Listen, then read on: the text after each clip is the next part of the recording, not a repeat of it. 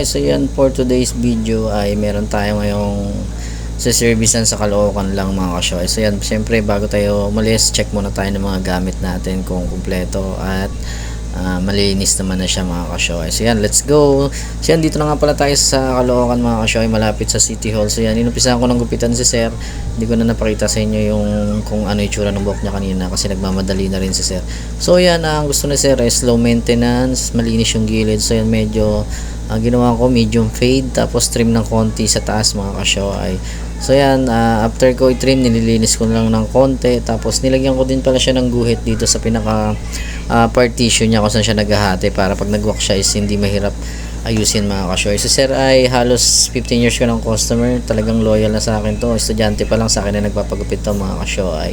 So yan, ganito na ginagawa natin simula nung pandemic, so hindi na tayo bumalik sa pagsasalon mga kasyoy kasi okay naman tayo sa ganitong setup mga kasyoy. So yun, marami pa tayong nagagawang ibang bagay. So yun, thank you for watching mga kasyoy.